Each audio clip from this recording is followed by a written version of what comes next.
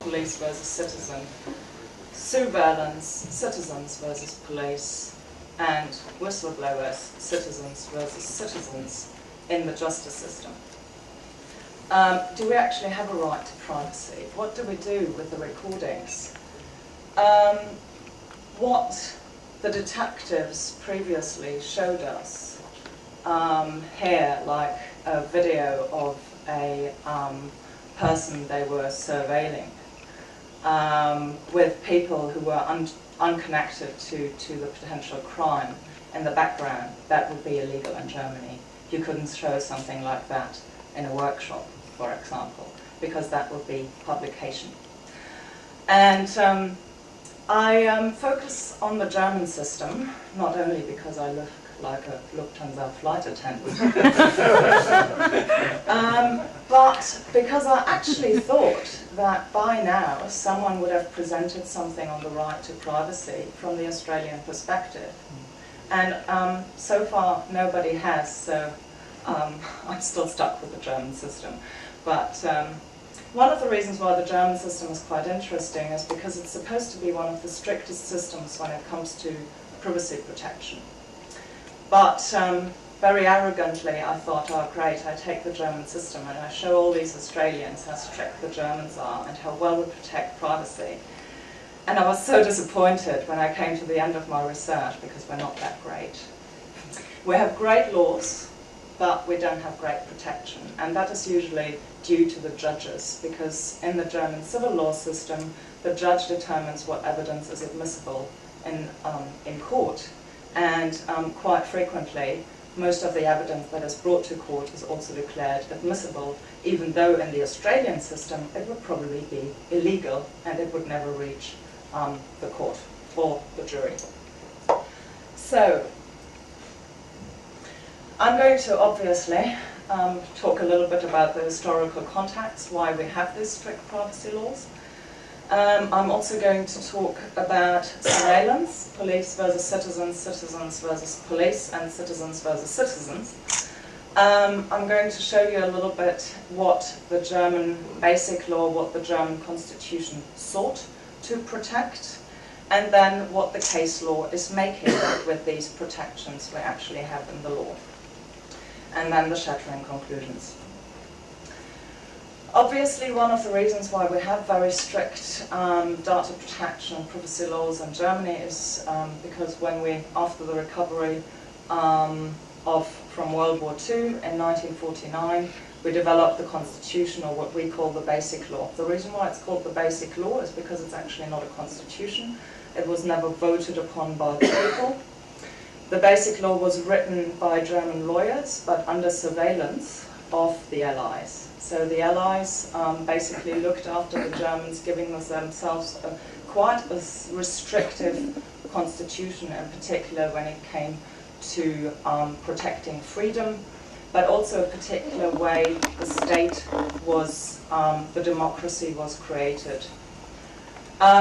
So that's one of the reasons why our laws are relatively strict.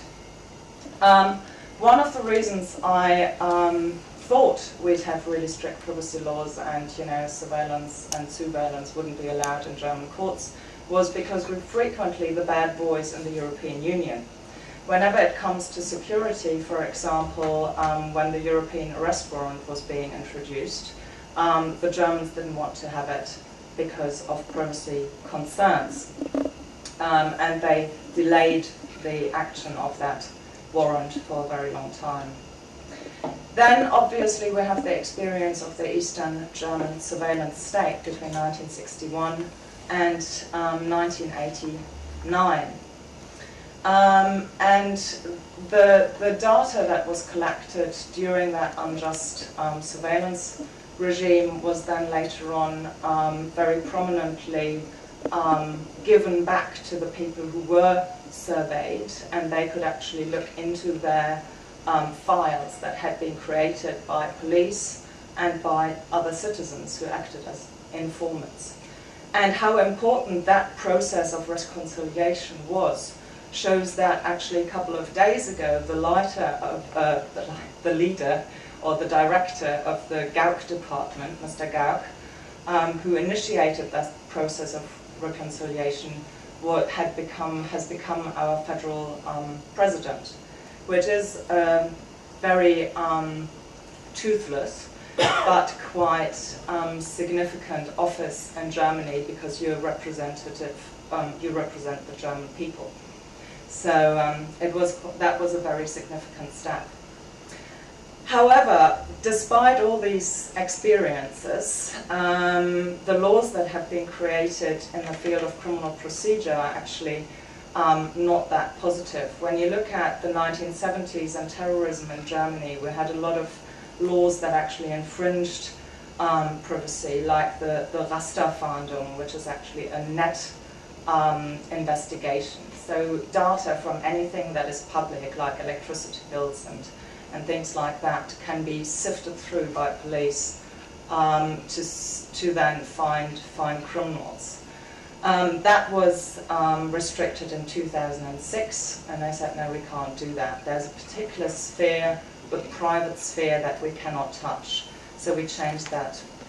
And then the Großer Lauschangriff, also very prominent with acoustical surveillance devices, and that was actually the great acoustic attack, as it's literally translated. And so you could put listening devices into private homes, and then the police could actually use that as evidence. Again, that was declared unconstitutional in 2005, and these laws had to be amended under the basic law, so you cannot do that anymore. 2011 now was the last change to the telephone interception laws, and they were also declared unconstitutional, because apparently we could now do telephone interceptions without having actual suspicion that somebody had committed or was committing an offence, and so that wasn't allowed either. So that's a quick history. Generally, what do we do then with surveillance, and whistleblowing in front of courts? Well, potentially it's admissible, although Article 2 and 1 of the Basic Law generally prohibit it. So it's your right to privacy says nobody can actually use your picture for display in public. The courts have decided that a display in public of your picture is even the use in a court. The court is an audience, the court is a public, so it can't actually be used. However, like with most basic laws, there's a balancing process involved. So your right to freedom can be balanced against, for example, the right to physical integrity of someone else. So the right to privacy of an offender can be balanced against the right to physical integrity of a victim. And therefore, in these cases, police as well as citizens are allowed to take pictures, whether it's of other citizens or of police. It doesn't really matter. But for police, they are actually a bit more restricted. In a way, because in many ways they represent the state, and that's what the Basic Law is supposed to restrict, not the citizen in what they do, but the Basic Law is supposed to restrict the state in what they do. And so police officers actually have a bit of a harder time to use evidence that is sourced from video and acoustic devices as well as photographs than, for example, a citizen would. And in particular, what becomes important is the inner circle of the private sphere. I'm going to show you the Article 1 of our Basic Law, which is the right to human dignity. And human dignity basically prescribes that there's a certain circle within your private sphere, the innerst circle, and evidence that belongs into that cannot be used. For example, when we talk about the Rasterfahndung, this net investigation, your medical records would belong to your inner sphere and they wouldn't be able to use it. Or when we talk to the great acoustic attack, like the inner sphere of your home. However, that leads to a lot of problems for police, because what that literally means is that when you're listening into a private home, you have to turn off the recording the moment they talk about something private. And that is something that in Australia I think is unimaginable, but that in Germany is actually what the law would prescribe. You have to turn it off and then have to turn back on and see whether they talk about something else again, and then turn it off again. Whether that happens in practice is a completely different question, but that's what the law prescribes. No private conversations. Then private parties can use their surveillance, for example, if they have a camera installed in their house, or if they film something in the street, if there is a certain suspicion, as if there is a crime, or after a crime has been committed, they take pictures, they can use that in court.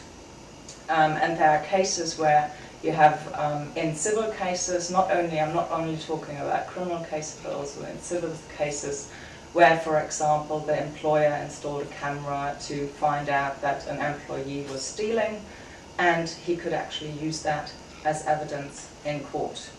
However, this is also quite limited, because you have cases where you have a private home, for example, a home with 6 parties living in 6 different flats, and there was a different case where the owner of that house installed a camera in the cellar and filmed people doing their washing, because there was some vandalism going on in that part of the house. And that evidence was not allowed in the civil procedure, because it also filmed people who were completely unrelated. And so once you have this fixed, installed camera and it films people who are not under suspicion, that evidence cannot be used anymore in a civil trial, at least. Criminal trial is a bit different.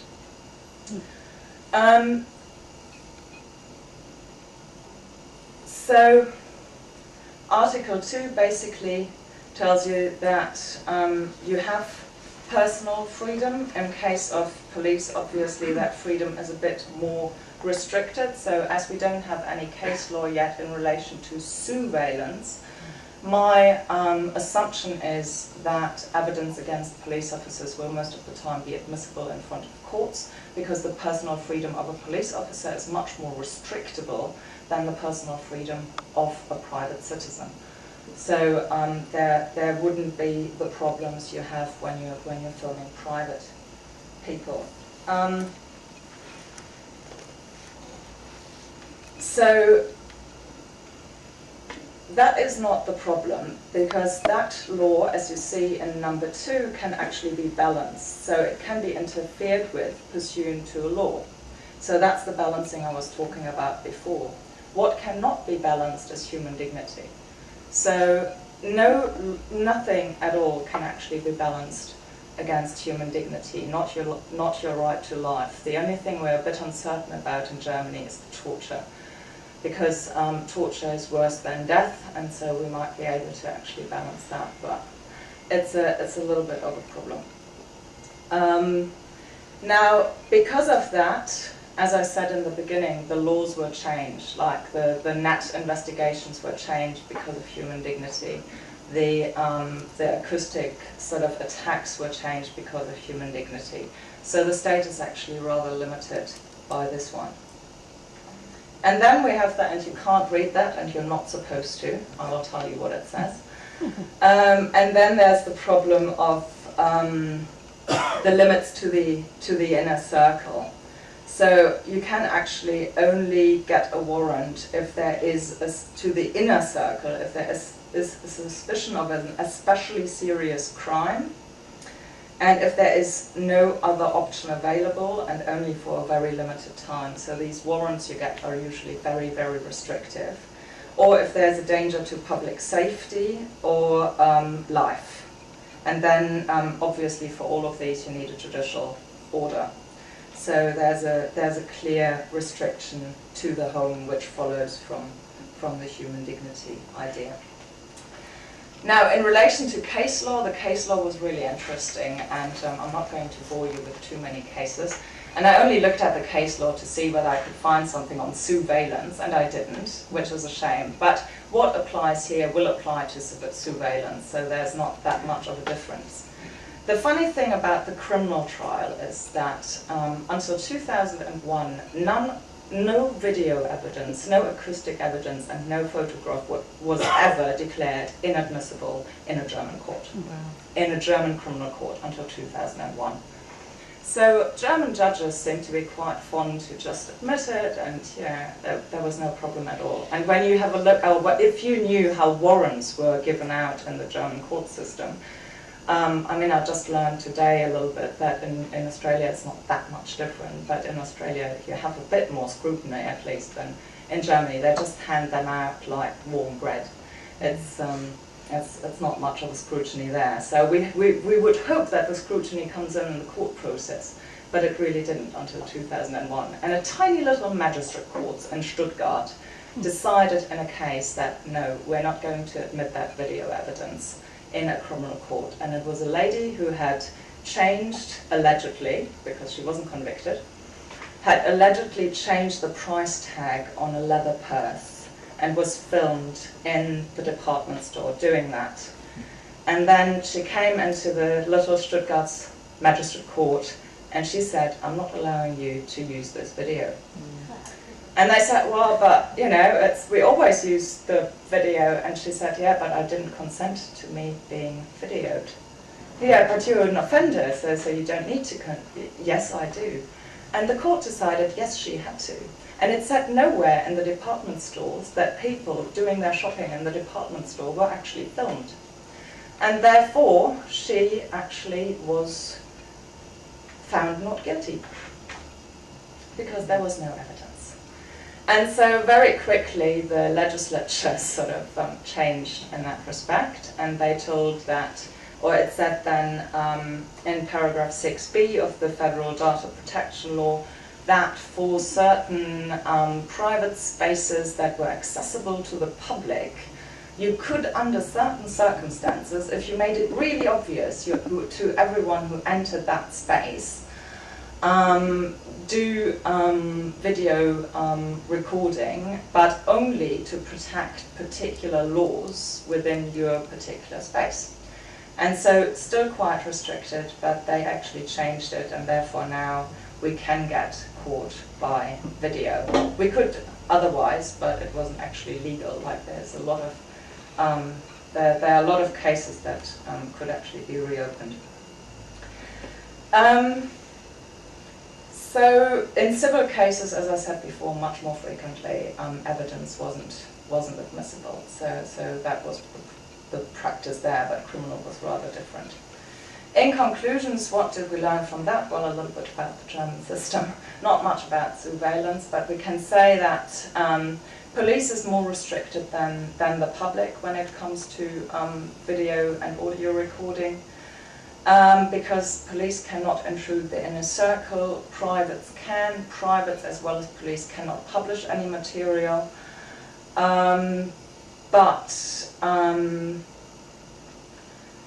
The surveillance aspect would probably be decided exactly in the same way as what I told you about surveillance and whistleblowing. Thank you.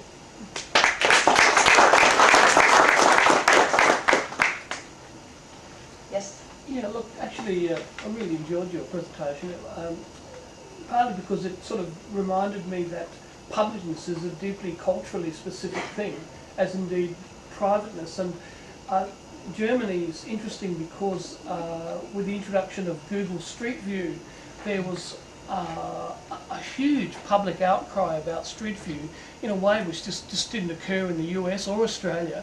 With one politician said it was the most massive offence, I've called it a massive photo offence of gigantic proportions, and she tried to introduce legislation so that each citizen had to give their individual permission for their house to be filmed by Google.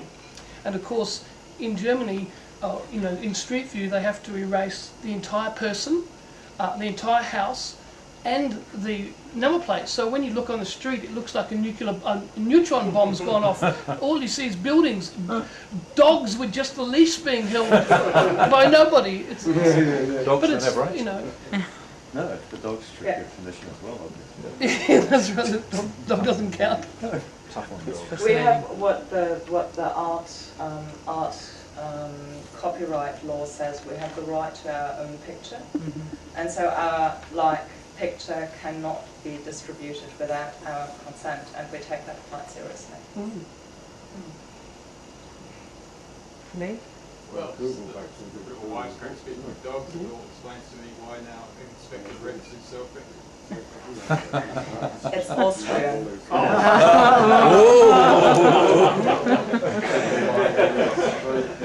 So is Hitler. On that note, thanks Saskia. A round of applause for Saskia.